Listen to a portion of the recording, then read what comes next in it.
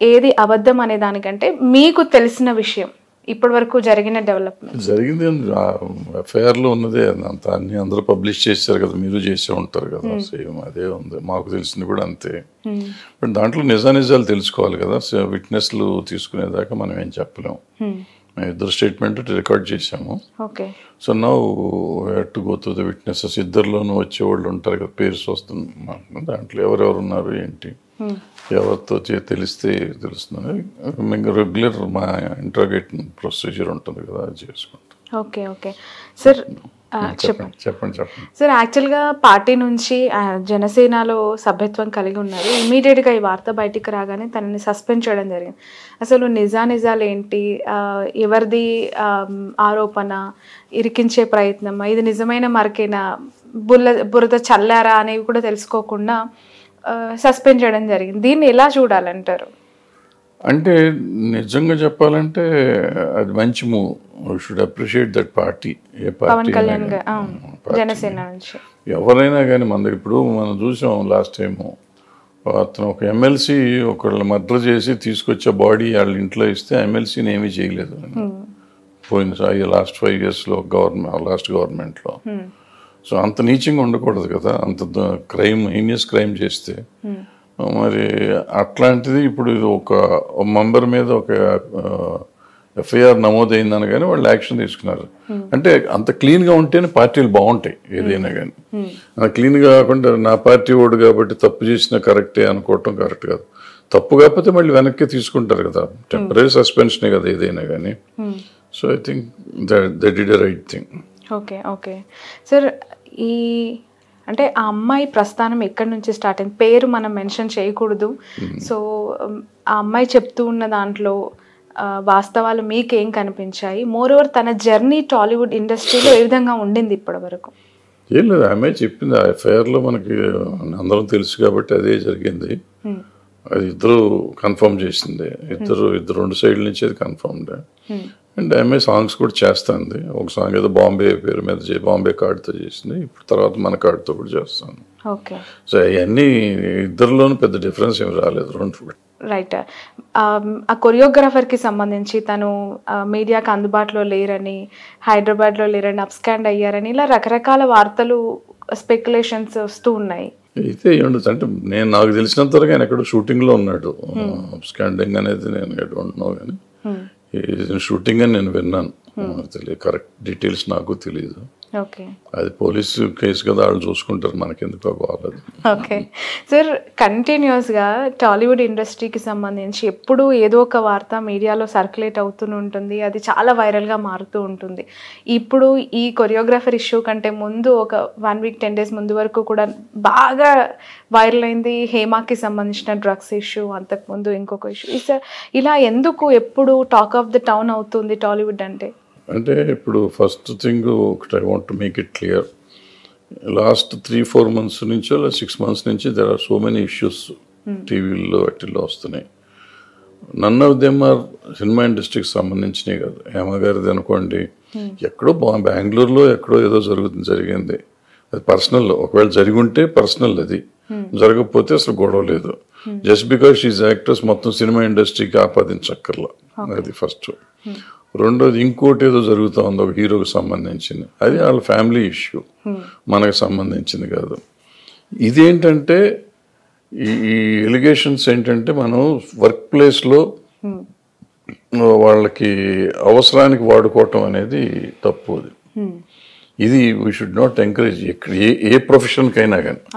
ఇప్పుడు భారతదేశంలో ఇప్పుడు అన్ని చోట్ల ఉంటాయి. ఇప్పుడు నిన్న ఇవన్నీ వచ్చినాక చూస్తే ఐసిఐసిఐ బ్యాంకులో 133 కేసులు వచ్చినాయంట last year, women harassment. So ఇట్లా చెప్తున్నా అనుకుంటా పోతే ప్రతి చోట ఉంటాయి. మన దగ్గర కూడా ఉంటాయి. మనకు కూడా 100 కేసులు ఉన్నాయో తెలీదు, మనకు 1-2 కేసులు ఆన్ రికార్డ్ వచ్చినాయి. సో ఇది జరగకూడదు ఎక్కడైనా కానీ. ఉమెన్ మీద అట్రాసిటీ జరగకూడదు, ఉమెన్ని మిస్యూజ్ చేసుకోకూడదు. వాళ్ళ అవసరానికి వచ్చారు కదా అని వాళ్ళని చేయకూడదు, చేసుకోవటం తప్పది. సో అలా ఇది ఇండస్ట్రీకి సంబంధించింది. ఎందుకంటే దీన్ని మనం తీసుకుని ఒకవేళ నిజంగా జరిగి ఉంటే మాత్రం ఇలాంటివి జరగకుండా చూడాల్సిన బాధ్యత ఎంతో కొంత మనకు ఉంది. మనం ఎంతవరకు కంట్రోల్ చేయగలం, మన చేతుల్లో ఉందా, చేస్తామా చేయలేమా అనేది పక్కన, బట్ లిస్ట్ మనం ట్రై చేయాల్సిన అవసరం అయితే ఉంది కదా. అది ఇప్పుడు చేస్తున్న ప్రయత్నం. ఓకే సార్, ఒకవైపు ఇదేదో కుట్ర, దీని వెనక ఏదో కుట్ర జరిగే ప్రయత్నం ఉంది, ఇండస్ట్రీలోని కొంతమంది ఇలా కుట్ర చేస్తున్నారు అనే వార్తలు ఈ ఇష్యూ బయటకు వచ్చేప్పటి నుంచి వస్తూ ఉన్నాయి. ఎంతవరకు నమ్మాలంటారు? నిజంగా కొరియోగ్రాఫర్ పైన కుట్ర చేసి ఇలా ఈ కేసులో ఇరికించేంత పరిస్థితి ఉందంటారా? ఒకవేళ కుట్ర చేస్తే ఎవరు చేసి ఉండాలి? అది వాళ్ళ ఇంటర్నల్గా ఉంటే జరిగి ఉండొచ్చు, బట్ అంత అవసరం ఉంటుందా, ఉండకపోవచ్చు. మనం ఏం చెప్పలేం. ఏ కోణాన్ని మనం తప్పని అనలేం.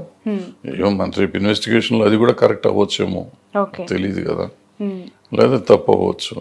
తప్పించుకోవడానికి ఆ కోణం వీళ్ళే ప్రొజెక్ట్ చేసి ఉండొచ్చు, లేదా నిజమైపోయి నిజంగా వీళ్ళు అతని కెరియర్ జడగొడటానికి నా బొట్టుళ్ళు ఎవరిని జడగొట్టి ఉండొచ్చు, ఏదైనా జరిగి ఉండొచ్చు కదా. ఓకే సార్, ఉదయం ప్రెస్ మీట్లో మాట్లాడుతూ ఉన్నప్పుడు మీరు ఇంటర్నల్ కమిటీ మెంబర్గా కూడా ఉన్నారు, గతంలో కూడా కొన్ని కేసెస్ని సాల్వ్ చేశామన్నారు. అసలు ఎలాంటి కేసెస్ అవి, ఎంత తీవ్రమైన కేసెస్, వాటిలో మీరు విధించిన, అంటే లైక్ ఇండస్ట్రీ నుంచి బ్యాన్ చేయడం జరిగిందా, వాళ్ళ కార్డ్స్ని తీసుకోవడం జరిగిందా, ఏం శిక్షలు వేశారు వాళ్ళు? అంటే యాక్చువల్ నేను ఇదే ఫస్ట్ కేసు నా వరకు అయితే. నాకు అంతకుముందు ఒక కేసు వచ్చింది, అది ఫాల్స్ కేసు అని చెప్పి దానికి కౌన్సిలింగ్కి పంపించాం, నేను ఉన్న దాంట్లో. ఈ కేసు వరకే ఇది నాకు సెకండ్ కేసు. ఇది మధ్యలో కేసులు మిగిలిన వాళ్ళు చేశారు. ఈ కాన్ఫిడెన్షియల్ మాకు 25 మంది మెంబర్లు. నా కేసులో ఇంకోళ్ళకి చెప్పరు, ఇంకోళ్ళ కేసు మాకు చెప్పరు. ఇట్లా మాకు ఒకరికి వాళ్ళ కమ్యూనికేషన్ కూడా ఉండదు. సో ఇవాళ వాళ్ళు చెప్తుంటే 6-7 కేసులు వచ్చినాయి అంటే నాకు నన్ను పిలవలేదు అనుకున్నాను. అప్పుడు తర్వాత నేను అడిగితే చెప్పారు, మనం అందుకు 25 మెంబర్స్ మొత్తం. నేను అందరూ 25 వస్తారు అనుకుంటే 5 ఉన్నారు. మొన్న అన్నారు లేదు, ఎప్పటికప్పుడు సెపరేట్ ప్యానల్ చేస్తామండి అన్నారు. ఓకే. అండ్ ఇంకొకటి ఏంటంటే, బట్ ఏదైనా కానీ అంత సీరియస్ క్రైమ్ అయ్యి ఉండదు, ఏదో ఉండి ఉంటుంది, వాళ్ళు ఇమీడియట్ యాక్షన్ ఏదో తీసుకుని ఉంటారు. ఓకే ఓకే సార్, ఇండస్ట్రీ అనగానే చాలా మంది అప్పటి హీరోయిన్స్ ఇప్పుడు కాస్టింగ్ కౌచ్ గురించి మాట్లాడుతూ ఉంటారు. స్టిల్ ఇప్పటికీ కూడా ఉంది, అది ఇంకా ఎక్కువైంది, బయటికి రావాల్సింది చాలా ఉంది అని చెప్పి ఆ వార్తలు వస్తూ ఉన్నప్పుడు ఇలాంటివి ఇష్యూస్ ఒక్కసారిగా తెర మీదకి వచ్చినప్పుడు ఎలా చూడాలంటారు? చూసేది ఏం లేదమ్మా. ఇప్పుడు స్త్రీని మనం ఇట్లా చూడటం అనేది మామూలు అయిపోయింది. ఇప్పుడు ఎగ్జాంపుల్ చెప్తాను నేను. ఇప్పుడు నేను ఒక రెస్పాన్సిబుల్ పొజిషన్లో ఉండి ఇప్పుడు అందులో ఉన్నాను కాబట్టి నేను రెస్పాన్సిబుల్గా మాట్లాడుతున్నాను. అదే నాకు దాంట్లో లేననుకోండి, కామన్ మ్యాన్గా ఉన్నాను అనుకోండి, కామన్ మ్యాన్గా ఉన్నాను అనుకుంటే మీరు ఇట్లా చెప్తే ఏ మామూలు మీ అమ్మాయిలు అంత తట్టపడు అని పిచ్చి మాటలు మాట్లాడుతుంటాం. అంటే మనలో ఒక రకమైన ఆడవాళ్ళు అంటే ఒక న్యూనతాభావం ఒకటి మనకు మొదటి నుంచి జెనెటిక్గా వచ్చేసింది. ఆడవాళ్ళు ఏం చేస్తారు, జెండర్ బయాస్డ్గా మాట్లాడతాం, తక్కువ మాట్లాడతాం అనేది ఎక్కువ వచ్చే జనరేషన్స్ వచ్చినాయి. కొన్ని వేల సంవత్సరాల నుంచి వచ్చినది ఇవాళ కొత్తగా మారమంటే మారదు. ఇప్పుడు వాళ్ళు ఈక్వల్గా పనిచేయటం మొదలు పెట్టిన లేడీస్ ఇంకా అది అట్లాగే ఉంది కొంచెం. బట్ బయట ఫీల్డ్స్లో కంటే కూడా ఈ సినిమా